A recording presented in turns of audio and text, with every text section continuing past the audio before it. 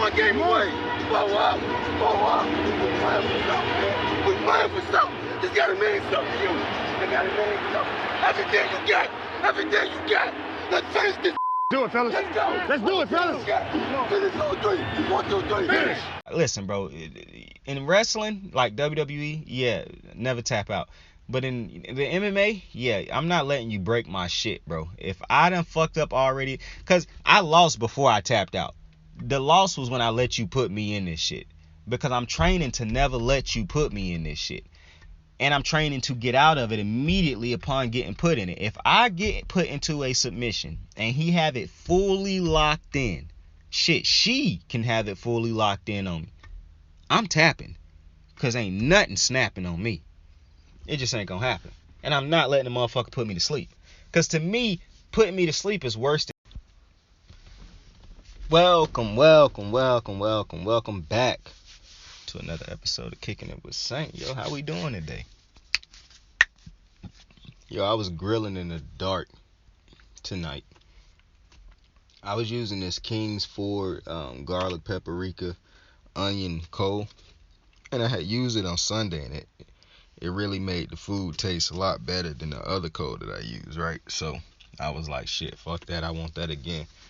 So it was dark as hell by the time I got home to start working, but I didn't give a fuck. I still grilled out. I just used the car lights and some other lights, bro, because I couldn't find my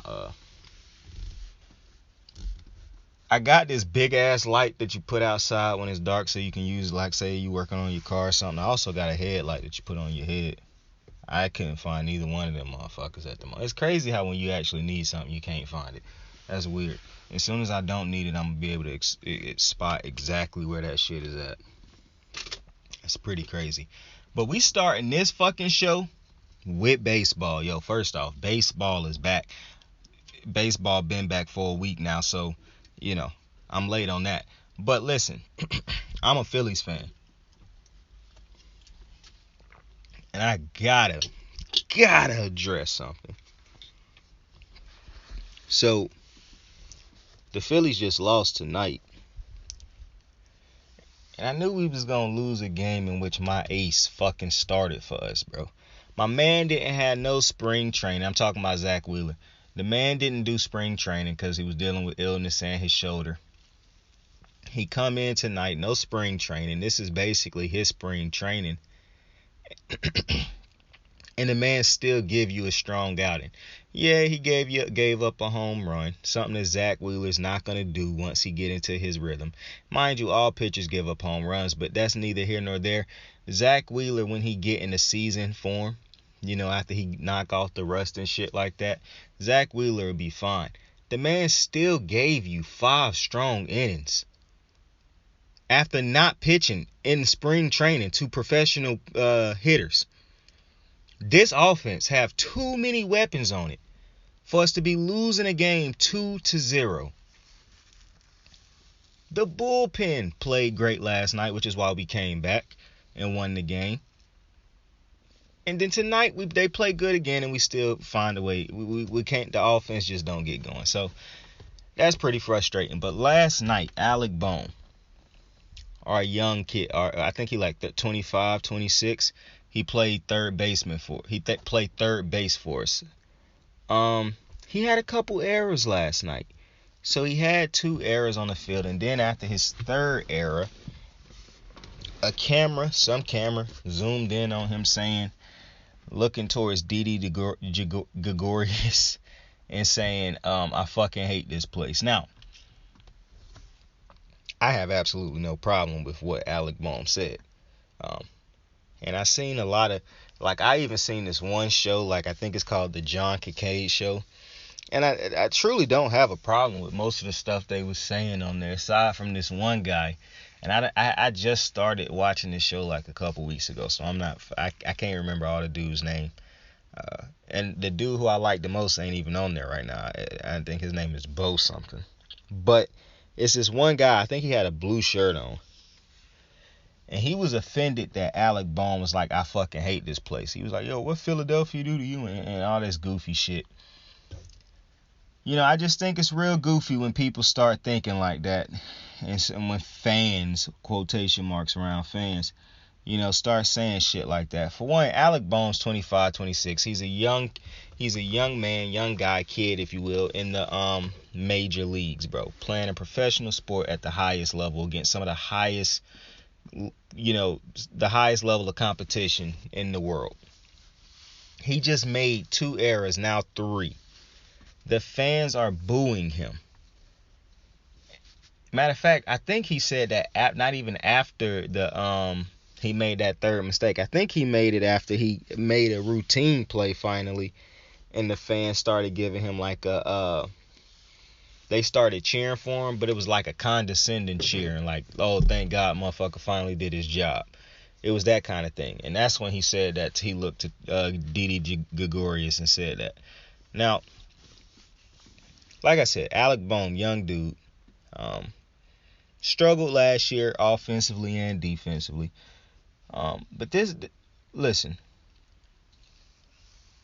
For one, I'm not a fan of the video people zooming in on these athletes and shit like this. Like, it's like when athletes trying to have conversations with dudes and the audio pick it up and shit when they clearly trying to have a private conversation, and you got the camera still listening in to them. I remember when that happened in the NBA when 2 dudes was trying to have a private conversation and like some audio was released of that conversation, and the athletes was like, yo, what the fuck? Like, we was trying to have a private conversation and y'all motherfuckers still released the audio. Like, that's absolutely wild. That's why these athletes really shouldn't say nothing to each other till after they get off the court and like out of the arena and out away from the cameras and shit. Because of how much, because I know, like, I understand. Well, I don't understand. I just know fans like to say, well, they know that cameras is always listening. Well, no, they know that it's listening and cameras is on them at certain points in times and on it as like the broad spectrum, that they don't expect for like some fucking media outlet to be picking and zooming up on what they telling a player in his ear and shit like that. Like, clearly, if he didn't mind y'all hearing, or if players didn't mind y'all hearing them talk, they would just openly do it, like, to each other. You know what I'm saying? They wouldn't be putting their hand over their mouths and towels over their mouths and shit so the cameras can't pick it up. You know what I'm saying? I just think it's a level of privacy that these athletes deserve that the media and the networks and whatever refuse to give them. Alec Bohm, in a moment of frustration, like all athletes have and all people have, in a moment of frustration, while he was doing his job, he fucked up. The crowd, which I continue to tell y'all motherfuckers do not have fans or other people at y'all job booing y'all on and shit like that when y'all fuck up at y'all job. Alec Bohm have multiple thousands of people in the stands and thousands of people at home watching him do his job on a professional stage. And you can say all you want to of, oh, well, he getting paid a whole bunch of money. Every time you try to use money for an athlete and people who make a lot of money doing what they do as your way of ignoring empathy or not caring about feelings and they shit like that, I just think that's crazy. Like, oh, they rich, so they don't deserve our sympathy. They rich, so they're not human. They're rich, so they shouldn't have bad days. Like, what? Like, to me, that type of logic, that type of thinking just don't make no sense at all to me. But on a big stage, and obviously it's not a playoff game or nothing like that, but on a national stage, I should say, in a moment of frustration, instead of letting him express his frustrations to himself and to Didi Gregorius, I'm not going to keep trying to say this man's last name, whether he was talking to himself and Didi was walking past, or whether he was turning towards Didi and releasing some of his frustration to his teammates in that moment, he deserved that moment of privacy. Like, you can't say just because the man is a baseball player and they on TV that he didn't deserve to be frustrated alone. And you can't say, oh, well, he could have went to the dugout. Man, you motherfuckers could have picked him up in the dugout too. So don't even try to play that game. All right, where it's like, oh, well, if he wanted to be private, he could have walked to the dugout. You motherfuckers would have pulled the cameras to the dugout and all that type of shit. And it happened in the moment. In the moment is when y'all started being condescending dickheads to him. And I already told you, bro, you people are never, you fans with the quotation, you're never going to convince me that it's okay to be booing and being condescending and dickheads towards your own fucking players. I don't care how bad they struggle. Booing them is never going to help. It only causes tension. And for the players and for the dickhead people out there who always like to bring up athletes who aren't confrontational with fans and shit like that, like athletes who they like to say take accountability. I'm glad you bring those type of. I'm glad y'all do that to those type of athletes, like a Giannis Antetokounmpo. No. It's not that he care about the fans and no bullshit like that. No, he's smart enough to know that it's already tough enough dealing with the media and not the media. It's already tough enough. No, yeah, it is already tough enough dealing with the media. Dealing with my actual job as being a great NBA player and winning a championship and everything that come with that. That's already hard enough. I don't need to make my life harder by dealing with these fucking fans. Regardless of how I may truly feel about the fans, I'm going to be professional. And when I say I'm going to be professional, that's really a lack of for a better term. Because I don't want motherfuckers trying to take that professional word and run with it. Because I know how motherfuckers can be. So for lack of a better term, that's what I'm using for Giannis. But Giannis just because you got athletes like Giannis and other athletes who choose, because I don't even want to say it being, pandering to the fans. Because it is people who do athletes who do pander to the fans.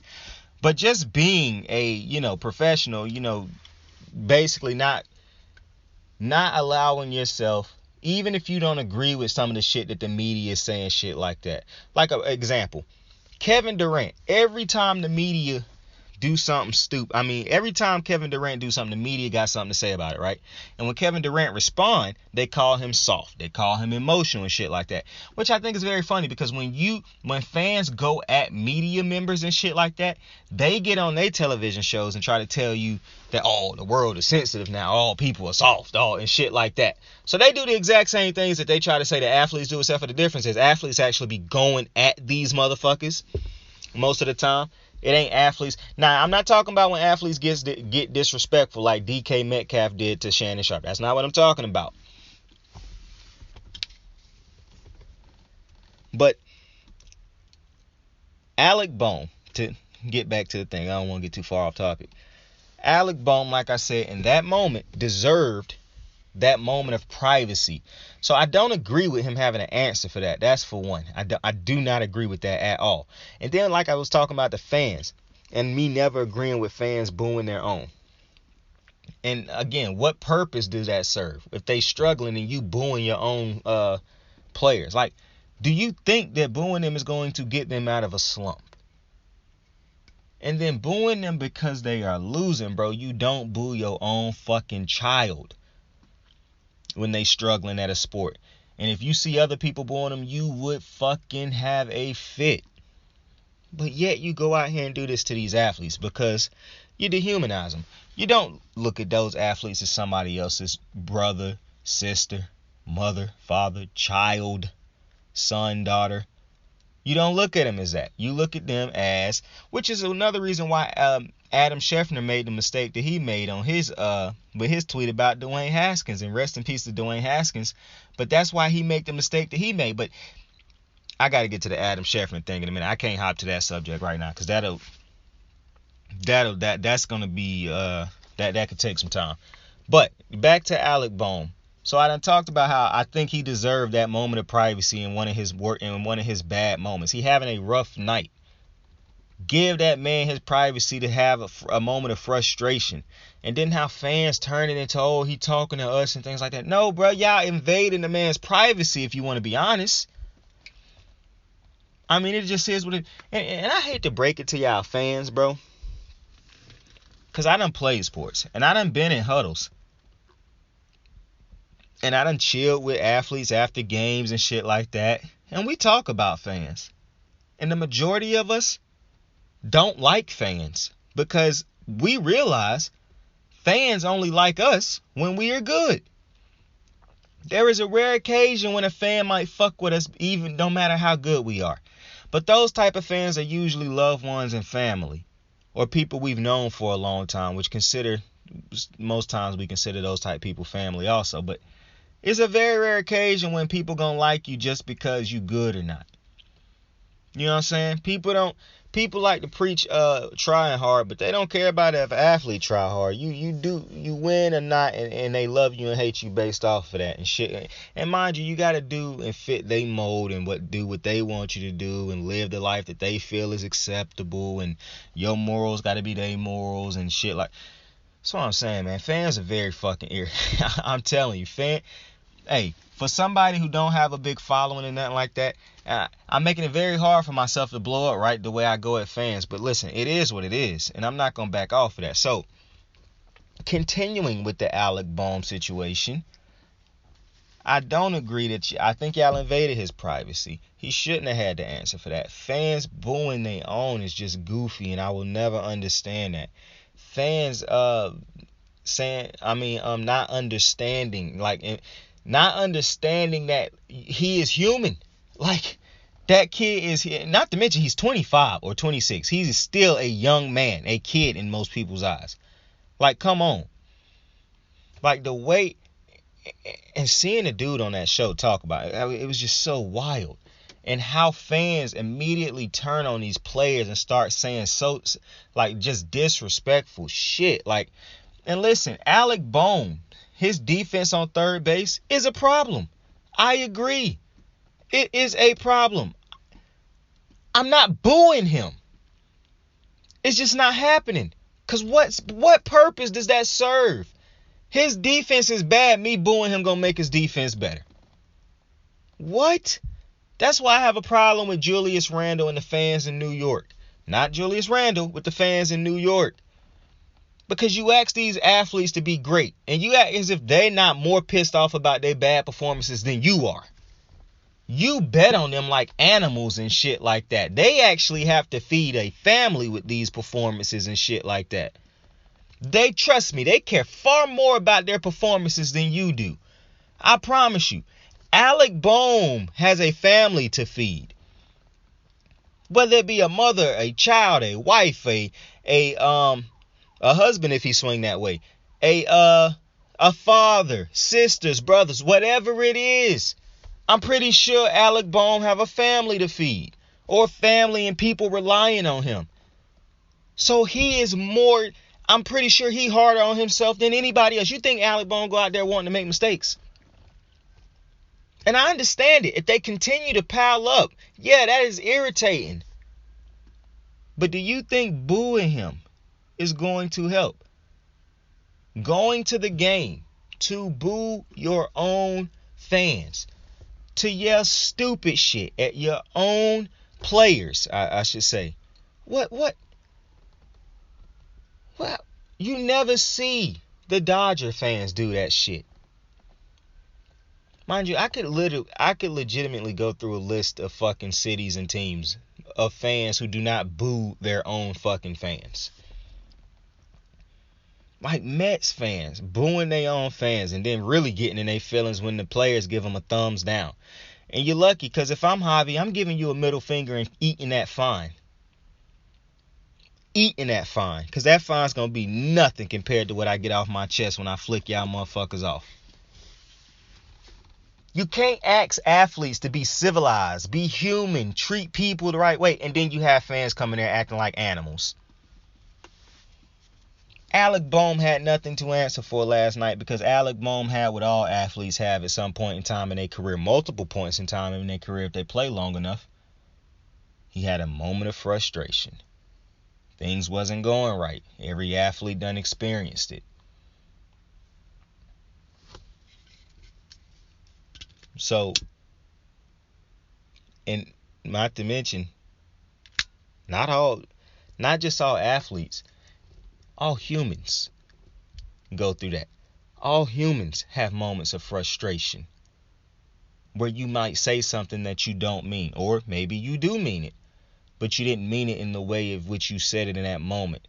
Now listen, I am one of those people who, when you say stuff in frustration, you say a lot of truths. But I also understand, and I've lived long enough to understand, that people say a lot of stuff that they don't mean when they frustrated.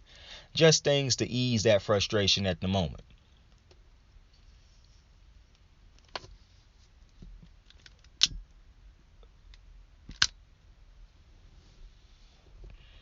And just think of it like this, bro. Y'all going to the games and y'all asking these athletes to be great. It's very hard for them to do what they do, but y'all asking them to be superhuman, be great, right? Now, in return, all they asking for y'all to do is cheer for them. Don't boo us when things get rough. You always get mad at athletes if they leave a team to go to a better team because you say, oh, they couldn't stick with us through the rough times. But you don't continue to cheer for these dudes through the rough. And then I hate it when y'all do something. Philly fans will do one little thing, like tonight they gave them a standing ovation. Now all around Twitter, oh, but I thought they said we was bad fans. Well, motherfuckers, you are. You boo Santa Claus, bro. Get off and stop sucking your own dick, bro.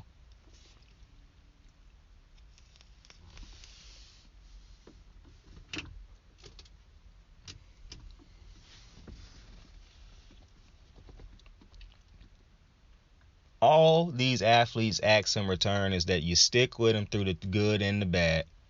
You cheer for them even when they go 0 for 6. You cheer for them even when they throw 3 interceptions. Because that ultimately means something to them. They're not saying don't be critical of them. Alec Bohm not mad if you telling him, hey, you got to be better on third base, big dog. The errors. It's simple plays that your routine plays you got to make, my guy. You are a major league baseball player. And I get it. It's hard. I get it. I couldn't do it.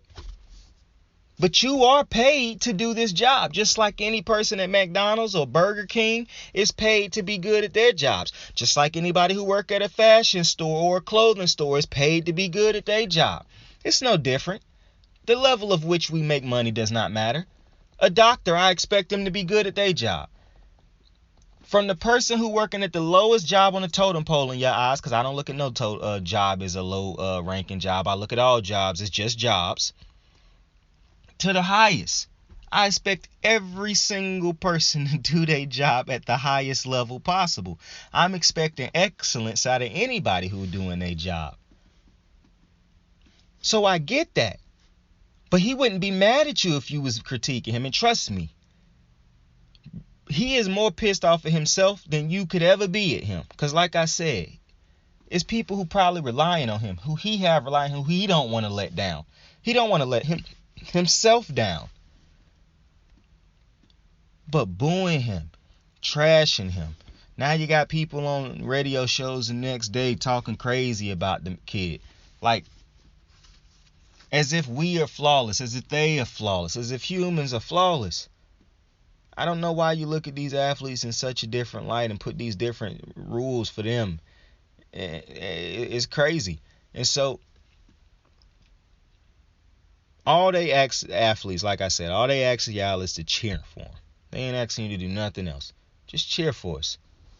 When we play bad, we're not going to play great for 160 or 100 plus, whatever the fuck, how many games it is in baseball for a whole season. We're going to struggle. We're going to have stretches where we look bad. If we at home, keep cheering for us. I'm pretty sure every athlete would love to play their best at home every single time they at home. The reality is it just don't happen. You can drop 15 points at home one night, drop 40 the next night on the road. You can have 2 runs at home one night, drop a 10-run game the next night in a different ballpark. That's just how it goes. But when I'm at home, I expect the energy for me to be high at all times and positive to try to get me through these slumps. And if at the end of the game, if it didn't go in the way we planned, or the outcome didn't go the way in which we wish it had went, then that's cool. But at the end of the day, don't boo me, because y'all supposed to be here to support me. So I have no problem with nothing Alec Bohm did, said, because like I said, bro, give that man his privacy. And then I'm seeing headlines talking about Alec Bohm make derogatory comments and apologizes for him. Alec Bohm makes stupid comments towards the fans. And I'm like, what the fuck? Like, I would fucking hate this place too if I made a mistake and the fans continue to boo me. Like, for some reason, you got these people who think that booing fans is an acknowledgement. And I heard this woman today on a quick little snippet of a show that I was browsing through YouTube, and when I'm still looking for a video, another one playing. And I listened to this woman saying Philadelphia got the best fans in the world because they are more knowledgeable of the sports than any other fans in the world. For one, that's just fucking stupid, and that's just not true at all. I agree that New York and Philly got the most annoying fucking fans because they think they know everything. And one of the things that come along with being some of the most annoying fucking fans in the business is being a very unsympathetic fan base, which New York and Philly continue to prove that those two fan bases lack human sympathy, lack sympathy for human beings. They lack no empathy for other people or have no empathy. Like, those two fan bases are so fucking irritating. And I am a Phillies fan, so technically I am a part of the Phillies fan base. But no, I would never boo my own players. And I done had players play for a lot of teams that I done played for that I do not like as players. Like, not a fan of their game whatsoever. You're not going to see me boo them. It's just not going to happen. You might even see me throw a man, you got to get Buddy out of the game. Because the chances of us winning with this kid or this guy on the field right now is just not high. But you're not going to see me go nowhere near, oh, fuck this guy, he sucks, get him off. No. That makes no sense. I'm definitely not going to a home game, say I'm going to see the Baltimore Ravens play, and I'm booing Lamar Jackson because he's struggling. What? You know what I'm saying? So just, hey, but shout out to Kyle Schwarber, Nicholas Castellanos.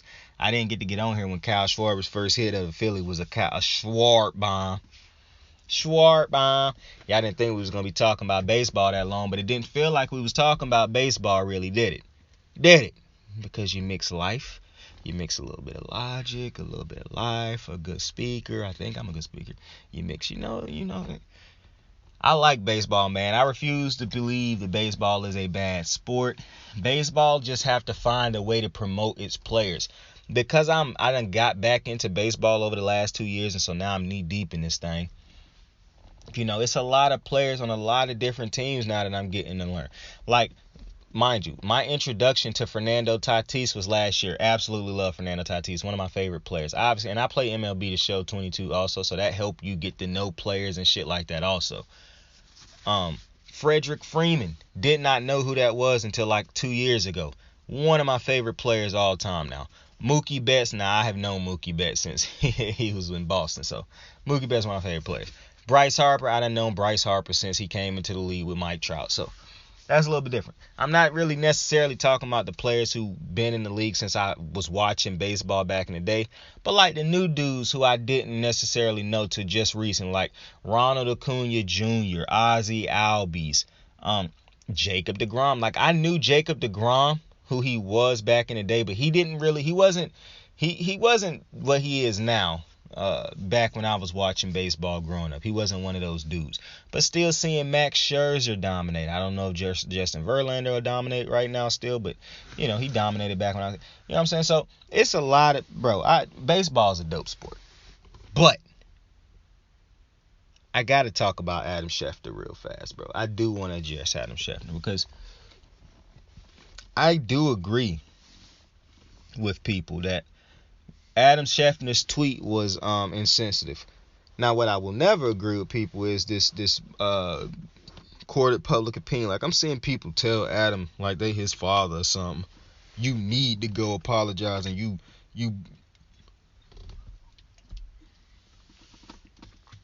basically talking to him as if he beneath them and shit like that. And my problem when people so Adam Schefter's tweet, was it insensitive? Absolutely. And I agree with people not being happy about that.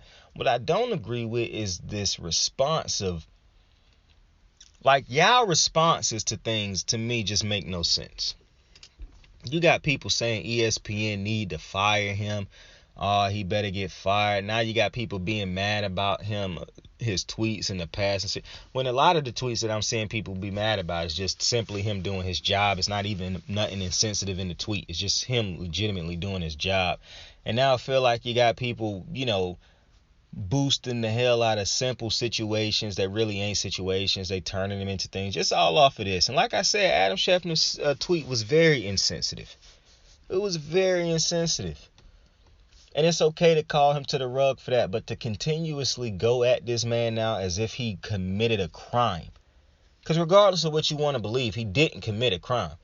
Insensitivity is not necessarily a crime. I understand there's situations somebody gonna tweet could tell me something absolutely crazy, but in this instance, what Adam Schefter tweeted and what he did wasn't a crime. He didn't go out there commit and kill nobody or do something crazy. He just had a moment of insensitivity, and maybe he didn't have multiple moments of insensitivity. But what was funny to me about this situation was, because I'm looking at all these people overact about this, and I really think this is a generation of generational dick riding, because Lamar Jackson tweets something about it. Now you got all these Lamar Jackson dick riders, and I hate to say it like that, because obviously I love Lamar Jackson. I'm a big Lamar. Come on, man, y'all. if you listen to the show, watch the show, you know very much so that that's my guy. However, bro, nobody finna put a battery in my back and get me to feeling some type of way just off of how they are feeling. Now, I understand like that in certain situations also. But Lamar Jackson felt a type of way, and I felt like his energy is what made everybody else start going off and some other people go off. And I'm just like, yo, y'all don't even gain these type of feelings and emotions on y'all own. Y'all need other people to bring this shit out of y'all. That's how I know it's not real. Y'all hop on any trend. Y'all don't even be really feeling the situation. Some of y'all don't even be knowing what the fuck going on. Some of y'all didn't even see what Adam tweeted. Just y'all know some of y'all favorite athletes said it was bad, so now y'all hopping on it.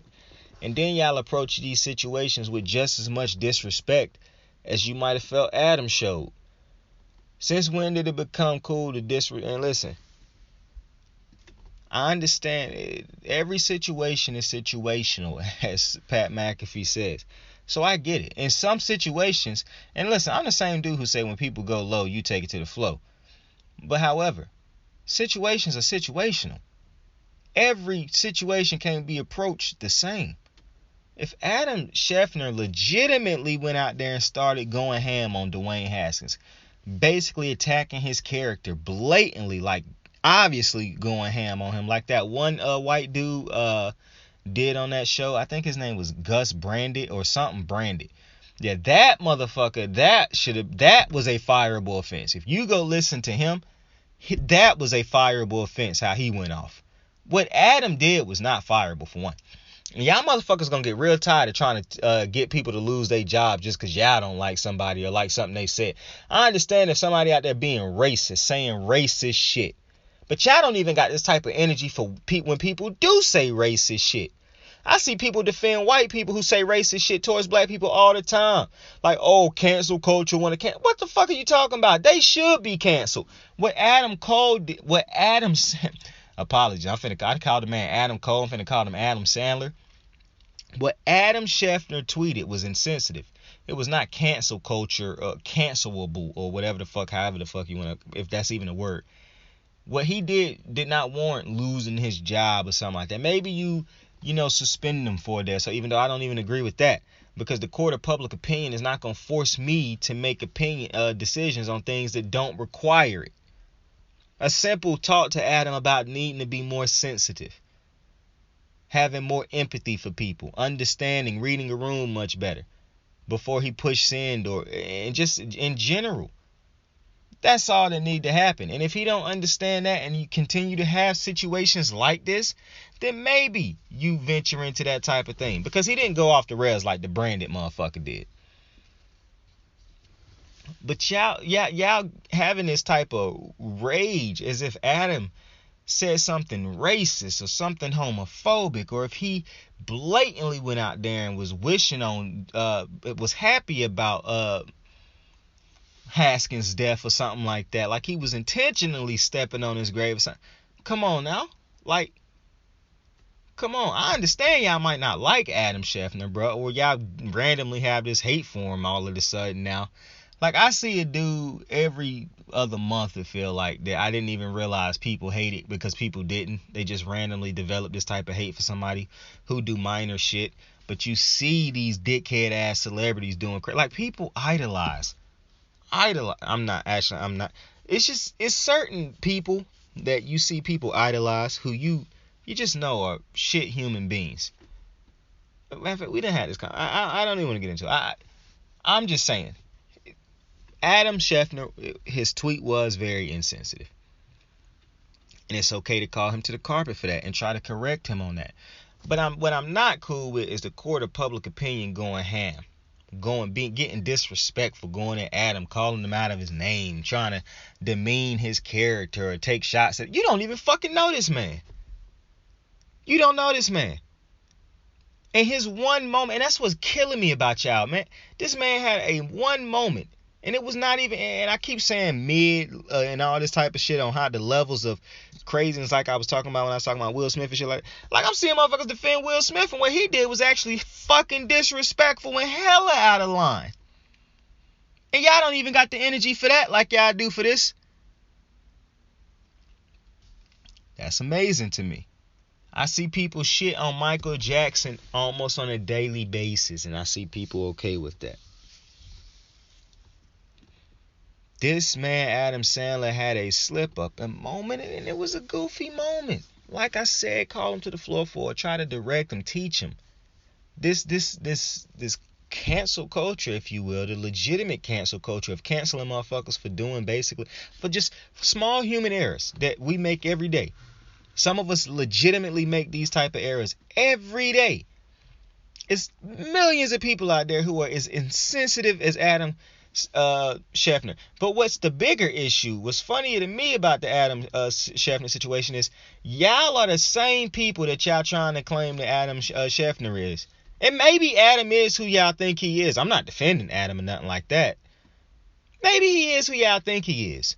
But y'all are the same.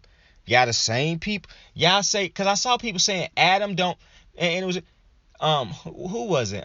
Des Bryant said Adam said what he said because he don't look at athletes as humans. And I saw a lot of people like that tweet. But I noticed that everybody who liked that tweet wasn't an athlete. And that was very strange to me when I consider you motherfucking fans are no different than how you view Adam Sandler. Here we go again. Adam Schefter. Because if you feel like he don't look at these athletes as human beings and whatnot, I think it's the same for y'all. But y'all attacking him right now. It's a lot of people who hopped on Lamar Jackson's dick when he had that energy for Adam Schefter. Who as soon as if Lamar Jackson ever say that he don't want to be with this team, or if he ever think that this team lowballing him and don't pay him what he want, you're gonna turn on Lamar.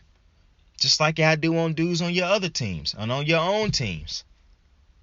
You treat these guys like they not human beings, but you mad at Adam. I was finna say Sandler again. You're mad at Adam Schefter, and you're no different. So that's weird to me.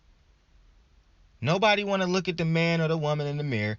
Everybody like throwing rocks at a glass house or whatever the fuck phrase is. It's absolutely insane to me. But hey, I digress. The NBA playoffs about to get going. Listen, I have not watched but one full NBA game all this year. Obviously, it was the NBA All-Star game. That was a phenomenal game. Now, the big games start. First off, the play-in did happen tonight. I was supposed to do a video, actually, talking about the play-in. But, let's just be honest, bro. It's absolutely no commitment to basketball on this channel yet. There will be, but just not yet.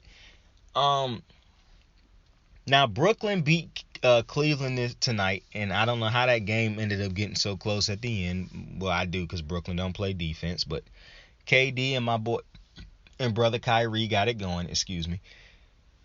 And the Clippers and the Minnesota Timberwolves playing tonight. Now, because Brooklyn won, I believe they play the Boston Celtics now. And Cleveland will end up playing the winner of this other play-in game in the East. As a matter of fact, where my paper at, bro? Where my paper at? Where my paper at, bro?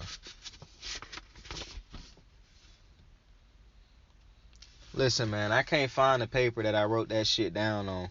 But listen, I don't remember the teams in the other two teams in the play-in that's playing in the East, because I believe because the 2 seed waiting to see who they play in the Eastern Conference, so that'll be no. The 2 seed is gonna be playing against, I think the 2 seed is the Celtics, so they'll be playing against Brooklyn. The 1 seed is the Heat. They waiting to see if they play the Hornets, I think. No. I think the winner of the Hornets and the Hawks will end up playing against Cleveland. No, it's no fucking way. Bro, it's 3 different teams waiting for play-in tournament games. This play-in tournament shit weird, yo. I already said I hate the play-in tournament. Like, I don't think there should be a play-in tournament. It's no way we play 82 games throughout the year, and now it's a play-in tournament. Like, y'all motherfuckers talking about the 82 games don't matter. Like, athletes think it don't matter. Basketball players think it don't matter. Oh, they act like the 82 games don't matter. Well, yeah, it definitely don't matter now, motherfucker, if it's a play-in game. If we have a play-in tournament, bro, and I don't have to finish in the top 8 seeds, like, I can literally finish in 9, 10, 11, I think it is. Then come on, what are we doing? What are we doing? Like, the 82 games don't matter if that's the case. Like, so I'm never gonna be a fan of the play-in. I thought it was fine when you did it for that little, Disney World Championship year. But now, no. I do not like the play-in. I wish they would get rid of that shit. They're not gonna get rid of that shit, I fear. So it just is what it is. But I am excited for the NBA playoffs. I'm not gonna lie. Like, I'm not watching. I didn't watch the neither one of the games tonight. Like, I'm definitely not gonna go sit down and watch no fucking Clippers play Minnesota. That just was never gonna happen. But like, they could have had Kawhi playing tonight, and I wouldn't have watched them motherfuckers play no Timberwolves. Because for one, what the fuck I look like sitting down in the front of a TV to watch the Clippers play against a team that ain't the Warriors or the Lakers? 2, why would I sit down to watch the Timberwolves play that ain't, if they not playing against a team named the Warriors or the Lakers? Mind you, it's stipulations into which I'm still gotta watch, because they can be playing both of them teams. But if Steph Curry ain't on the court, I ain't watching. If LeBron James ain't on the court, I ain't watching. Mind you, I ain't watching the Lakers this year anyways. So, it was going to take a lot to get me to watch those games tonight. It really was going to take nothing unless you paid me to watch them, because it just wasn't going to happen. But now that the playoffs are a go, I'm a go. You know what I'm saying? I'm ready for this. I was built for this. Bored for this, if you will.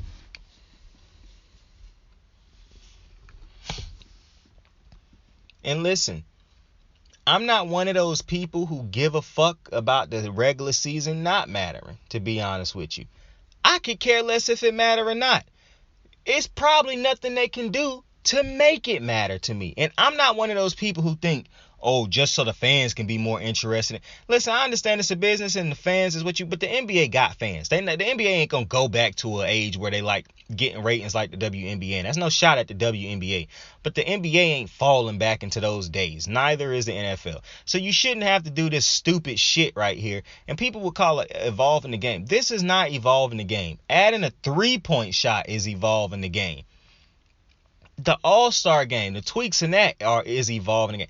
This right here, this play-in tournament is just completely changing the structure. I don't agree with that. Adding the extra game in the NFL, that completely null and void some of the records, because people going to be able to break some of these records because it's an extra game added. So to me, and I'm not even mad too much about the NFL's extra game. I'm actually mad about the overtime rule as much as I am about. I could care less about the extra game, even though I do agree with players who didn't want the extra game because they like that's health. I'm kind of like, but my boy, they giving you even more money, I think. Now, some people told me, no, it's not more money, bro. It's just stretched out over a longer period of time. But maybe that's for those previous deals. New deals, which is why I understand why dudes is trying to get new contracts and shit like that. Like, my boy, we signed this contract before the 17 games hit. Now it's time to head back to the negotiating table. You know what I'm saying?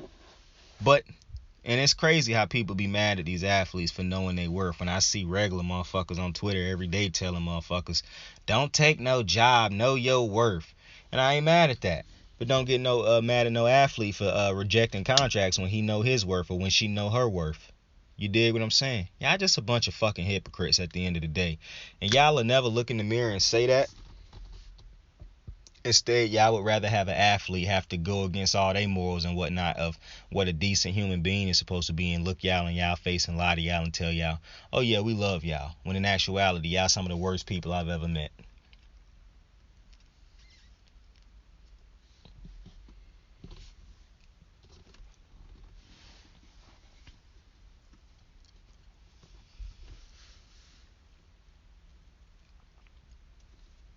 It's crazy. But listen, I do want to talk about something else dealing with the NBA. I want to talk about this Russell Westbrook situation. Because I don't think Russ is going to be back with the Lakers next year. Like people saying it's going to be hard to trade him and all that shit. And I really don't agree. I done seen a man be traded like 2 or 3 times at this point. There's so many different players that have been traded. Being hard to trade somebody is like trading an actual player in their prime. That's hard to do. Okay? Because it's hard to come up with compensation and shit like that. And even that's easy to do nowadays. Trading a player on a bad contract if he can no longer produce is a problem. Russell Westbrook probably is not the Russell Westbrook he used to be, but he ain't no bum. He ain't no, you know what I'm saying? Not to mention, I don't really think Russell Westbrook is a bad player, to be honest with you. It just this system and this team wasn't good, didn't work for him, to be honest with you. Now, Russell Westbrook obviously got limitations and whatnot. I'm not talking about that. I think, and I like Russ, man. I love Brodie. But Russ is probably one of the most, he not really accountable. And I understand him saying, like, you know, I really don't. Because obviously I don't agree with fans being disrespectful and shit like that. But the critiques, I have no problem with critiquing athletes because I want to be critiqued in my everyday life on how to be better, on how to be, you know. Now I'm not talking about them condescending critiques from people who think they better than everybody else, so they think you need to be every bit like them. Now I'm not talking about that. I'm talking about people who legitimately want you to be better and want you to be great, and you know they helping you, critiquing you. But I think Russ take critique as criticism. Like, I think it don't matter how nice you ask him a question or present something to him, he gonna take it as criticism. And I think that's probably one of the biggest problems with Russ. And I agree with Shannon, because I seen Shannon say that everywhere else they really wasn't, the reporters and whatnot didn't, and the coaches and whatnot coddled him. Yeah, I agree. And I believe that all, to be honest with you, I think the biggest problem that happened to Russ was OKC when KD left. Because when KD left, he automatically became the sympathetic figure. Everybody felt bad for Russ. Oh, Russ don't have KD no more. Oh, it's going to be so tough for him to do this. Oh, KD just left him. Nobody cared about how Russ played, how it was not conducive to winning, how the coaching was not conducive to winning. The organization, everybody talk about how Sam Presti draft this dude, he draft this dude. The fucking team was not winning. They were winning in the sense of, yeah, they kept getting to the playoffs and shit, but they couldn't get back to the fucking finals. They blew a 3-1 lead. They lost to the Spurs one of them years. They lost to the Lakers one of them. Like, they were trading away good players that had helped contribute to get into the finals that year. So, it was a lot of things that happened. And basically, when KD leave and all this other stuff transpired, Russ is the guy who stayed there. He stayed loyal to the team. And so, you know, fans, you know, they feel however they feel about that. Oh, Russ, we're going to love him forever. That's how when he finally get traded and whatnot, because the team feel like, oh, we ain't doing nothing to win no more. We don't want to keep Russ here. That's why fans don't have a problem. He come back, they're going to always cheer for him. The problem, Russ was coddled for so long in OKC. Like, it's as if y'all started thinking the bare minimum was okay for him just because of the circumstances. When in actuality, bro, and this is so weird to me because the goal is to win, right? And y'all be bitching and going at these athletes when they don't have rings. So KD went out and did all he could to go win championships. And he achieved that goal, and y'all still go hard on him and shit like that. Russell Westbrook, for some reason, and the expectations was higher for Kevin Durant. For some reason, y'all keep saying Russell Hall of Fame player, which he is. He don't cheat the game. He play hard and all this other stuff that many other athletes do too. That y'all just like to use to describe adjectives to describe Russ. But y'all always setting the bar so low. It's like the bar was always set so low for us after that until he got to the Lakers this year. Because everybody was fine with him just running around getting triple doubles and shit like that. Getting bounced in the first round of the playoffs to a fucking... he had Paul George, bro, and they lost to Portland. They was the favorites to win that series, by the way. But it's no way you telling me that you thought Paul George and a Russell Westbrook-led team would lose, with Carmelo on the team also, would lose to a Damian Lillard-led Portland Trail Blazers. And then they lose to Donovan Mitchell. I think, was it Donovan Mitchell and the Jazz? Yeah, I think they lost to Donovan Mitchell and the Jazz one year too, as when Donovan was a rookie, I believe. So, it's just...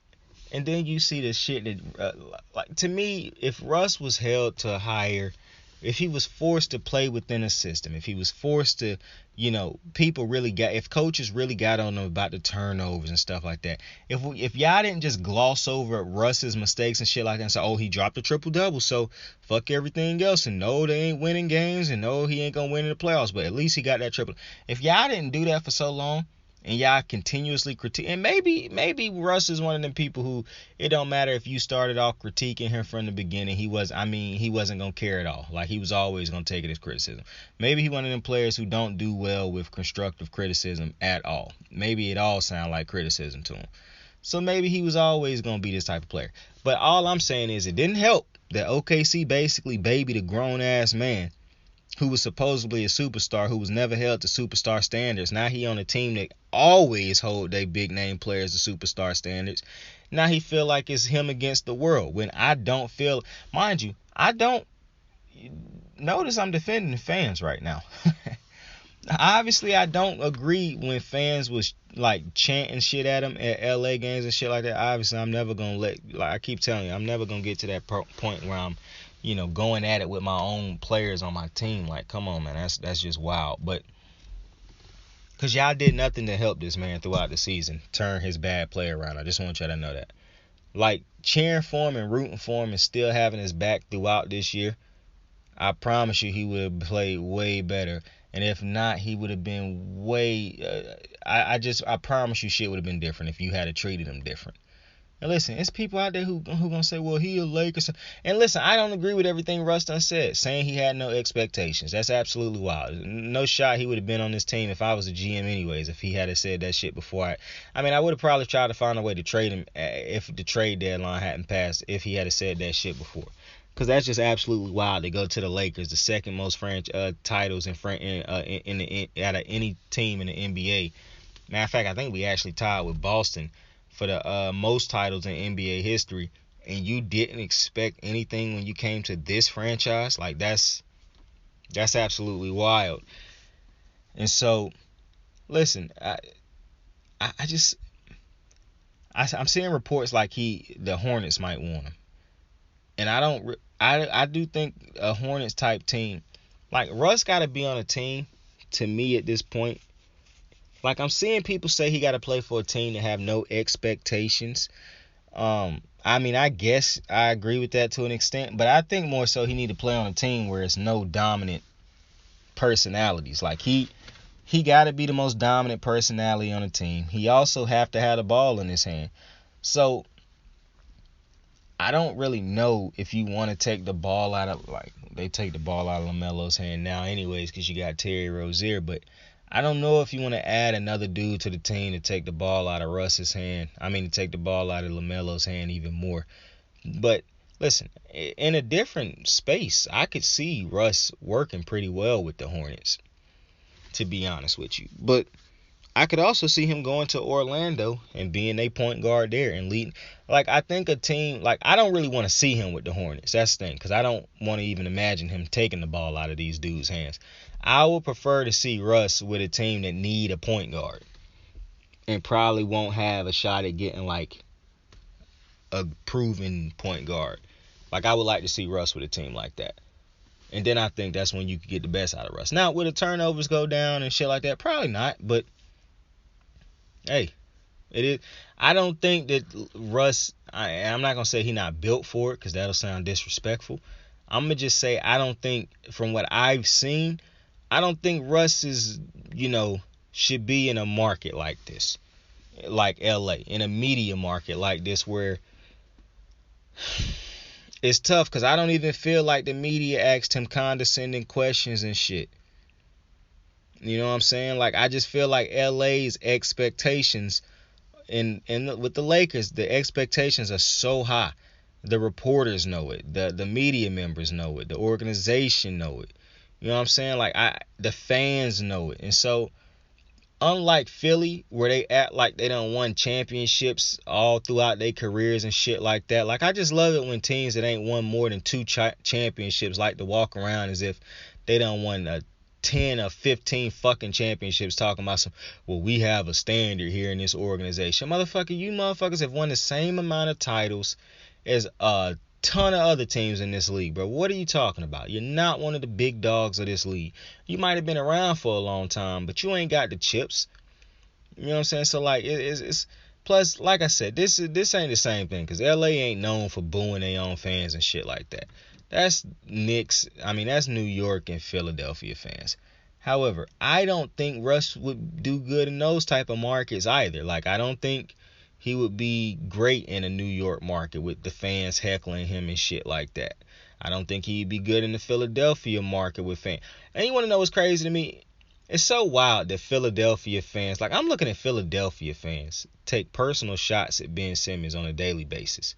They think because this dude did not want to play for their team basketball-wise, that is okay for them to take shots at this man as a human being and whatnot. That just should show you how detached from reality Philadelphians are. Like, fans of sports teams are just... Like, I understand not liking that man in the context of the sport and basketball, but after the game is over and whatnot, that should be it. But no, people take it past that and they continue to try to go at this man's character. They go at him personally. And the sports media and these motherfuckers on ESPN and these other networks got a lot to do with it too. When they don't keep it to sports, they like to take shots at dudes' characters and shit like that. But I don't think Russ would do good in a Philadelphia type of market. I think that's all bad. And when these Philadelphians and New York fans know that they are this bad, I don't know why they won't admit that they this bad. I would have more respect if they just admitted that they were some pieces of shit rather than trying to act like they innocent and they not pieces of shit and they just want people to play good. Well, duh, motherfucker, they want to play good too. And every time I go to a fast food spot, I want the shit to be A1. The reality is, it ain't always A1 sometimes. That's just the reality. You know what I'm saying? We keep saying nothing perfect, but you motherfuckers is basically booing these motherfuckers for not always being perfect. And then I'm hearing some motherfuckers say, oh, well, he don't even... We're not even going. Listen. I don't know why.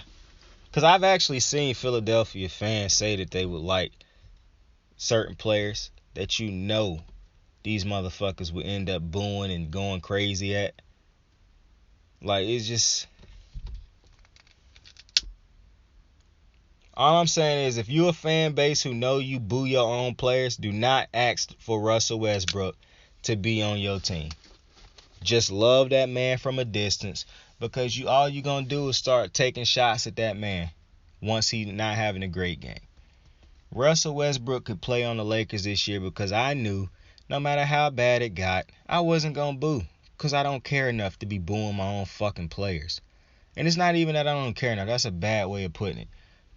I'm not a dickhead, basically. Not dickhead enough to the point where I'm booing my own players. Or not stupid enough to boo my own players, thinking that that's going to do some shit to help.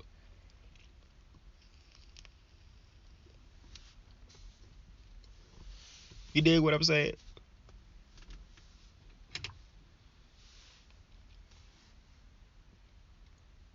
And the last thing I want to talk about, we're going back to baseball. Big baseball episode. Big baseball show, basically. Yo, this throwing at players, bro. I'm just never going to be a fan of it. I understand pitchers accidentally hitting guys, but the intentional hitting dudes, bro, yeah, that shit is just really irritating as fuck.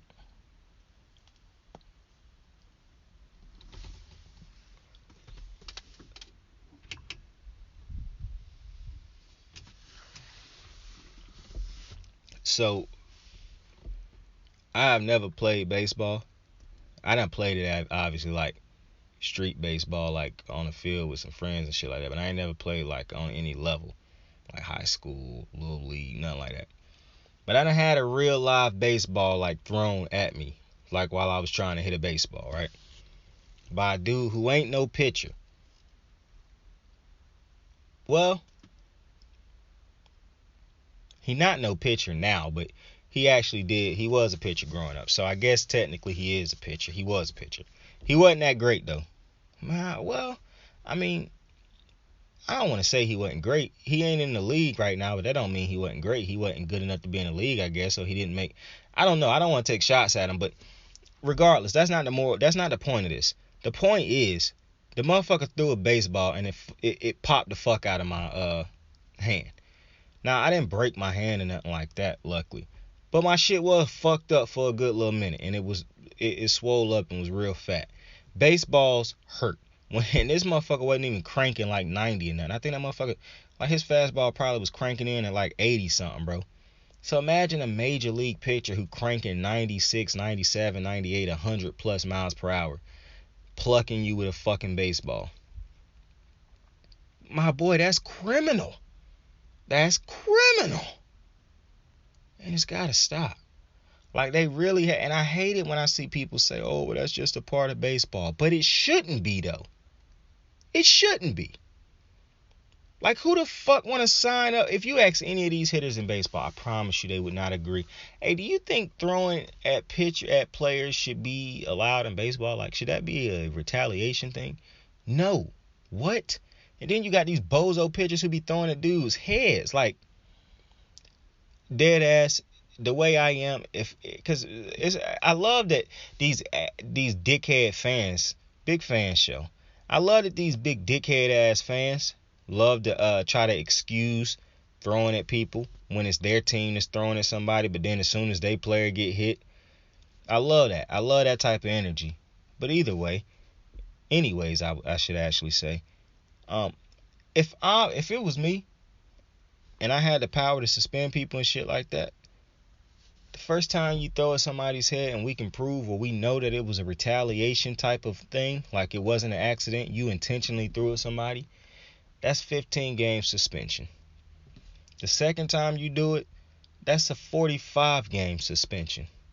The third time you do it, you're suspended for the entirety of the next season and the rest of this season. And it don't matter at what point in time you do it. This ain't no reset this every year type of thing. No. We getting this shit out of the sport, period. The first time you do it can imply that is the first time you do it. And that ain't going to change. It ain't like you do it once this season, then the next season it start. No. If you throw at somebody's head this season, and that's the only time you do it, but you do it again next season, you now have thrown at somebody's head 2 times. It ain't no resetting the clock. No. The tallies don't restart. This is a continuous thing. You're not getting no reset. You throw at somebody's head one time, it's 15 game suspension. You do it again, whether it be in the same season or the next season, well, now it's a 45 game suspension. If you decide to do it again, mind you, I'm not talking about accidentally throwing at somebody's head, even though you can make an argument. If you got a pitcher that's throwing wild and he decided to keep going inside on dudes, knowing that he has no control over that right now, then yeah, that should be modified too for a type of suspension for just being a trash can. not even being a trash can, for just being a bozo. You know you're not good right now, but you continue to do this unsafe shit. Oh, but I'm trying to help the team. No, motherfucker, safety first, my boy. You're not helping the team. You're legitimately hurting people right now, putting other people's lives and health in danger because your ego is what it is right now. So it would be a modified thing with that, but I ain't talking about that right now. I'm talking about these pitchers who like to intentionally throw at people. And I don't give a fuck if it's the young pitchers who dudes is telling to do it. Well, the young pitchers better grow some balls because this shit count for you too, my guy. I don't care if the veterans tell you to go do it. You better tell them veterans to suck a dick and do it theyself. So, I mean, what's gonna happen? The story gonna come out. Oh, young pitcher refuses to throw at opposing team for his older pitchers. You know how that sounds? Young pitcher was asked to throw at opposing team but refused. Locker room mad at him. What? Trade me. Trade me. You mad at me because I won't put somebody else's health and life in danger? Trade me. Straight up. And once you trade me, I'm going to throw it at your bitch ass next time too. Nah, I'm just playing. Chill out. But, first game. Like I said, once you get to that second game, a 45-game suspension. Once you get to that third game, you do it a third time. I mean, not third game. Once you on your third offense, you are suspended for the rest of that year and an entire baseball season. So let's say you throw it at somebody and your third strike is like 4 games into the new season. I don't give a fuck. You're basically about to serve a 2-year suspension. The only way. No, it's no way. Because even if you go, let's say you on your third strike, right? In your first game of this new season, boom, you pluck somebody. My boy, you are suspended for the entirety of that season and the entirety of the next one. So it's essentially could end up being a 2-year suspension for somebody. But let's say, and I don't want to hear some people say, oh, well, that's not fair. Yes, it is. Because let's say a motherfucker throw it at somebody with just 5 games left in the season, and now he on his third strike, and his team not even making the playoffs. Don't give a fuck. He is suspended for the rest of this year and the entirety of next year. Regardless of when you make that mistake in that third attempt, you're still not playing the entirety of the next year. I bet you won't have motherfuckers throwing at people on purpose now. And here's some new modifications. Well, it's not new because these was already in my head. If you are a pitcher that is intentionally throwing it at guys, but you are throwing it at people's face. See, so these 3 things was first they was just throwing it at guys. But let's say you one of these psychos that's actually throwing it at a dude's face. The first time you throw it at a dude's face, it's still a 15-game suspension. But let's say you throw it at somebody again. You and some other pitcher throw it at somebody on purpose, right? But the other pitcher threw it at somebody's arm or legs or something like that. Well, they serving that 45-game suspension. But let's say you threw it at their head again. Well, my boy, you're not serving 45 games. You're suspended for the entirety of the year now. You will be serving a full 1.5-year suspension for throwing at somebody's head. Now, let's say you do it a third time. Well, you are now suspended. You are now not coming back. You are now kicked out of baseball. Because we can't have this shit. I don't care if you're a 6-time Cy Young winner. Throw it at somebody's head 3 times. You're no longer in this sport. We have to preach safety. We have to show that safety matters. It is not okay to retaliate when somebody hit a home run and pimp it. Because your ego decide, oh, I'm mad. They showing me up. Now I need to throw it at them. No. It is other ways that you can handle that. Strike him out next time. Like, I don't understand this. I made a mistake. I was trash in this moment, so now I'm mad at him. Because he capitalized on me being garbage. And he was great. Like, that makes no sense. So, that's what I would do to get throwing it at people on purpose out of the game. And I definitely would be down on these jackasses who like to throw it at people's head. I done seen enough of that shit. Throwing it at people's face, head. I'm done with that. I was never cool with that bullshit. I was never cool with throwing it at people, period. I don't like it with my own team if they was to intentionally throw it at somebody. Shit's not cool. But with that being said, I appreciate you for joining me on another episode of Kicking It with Saint. Next tomorrow, I'm recording the WrestleMania 38 review. Alright? So I'm doing night 2 and I'm doing night 1 all over, and we're going to put it all in a big ass bow. And it'll probably be an hour long. Well, all of these is an hour. That one will probably start to reach close to the 2-hour mark, just to be honest with you, because that'll probably be a longer review. That's why I haven't cranked that one out yet, because I want to do that one right, and I realize that's going to be a long review. You know what I'm saying? I got to get the blunts and the drinks ready for that one. That'll be a longer one. So just prepare yourself for that one. But it's going to be a long one, and it's going to be a good one. I promise you that. So with that being said, I appreciate you for joining me, man. Tell somebody you fuck with them. Tell somebody you love them. Tell somebody to have a dope fucking day. And you have a dope fucking day. Saint out. How the fuck I pay a couple card notes and ain't even whipping? How the fuck I'm putting food on the table while I ain't living? Cursed from being alone with these dreams of a happy home. So when I think it's really love, I give them anything they want. I got stupid shit I did as a kid defining me lately. When I try to open up a new chapter, they still hate me. My mental, my only drug, so I'm doing this shit alone. Last time I fought depression and she got me on my zone. One bad move for thuggery, hit record from luxury. Pop said some shit that stuck with me. All it takes is a mustard seed. Yesterday I copped $40 a pot those. Homie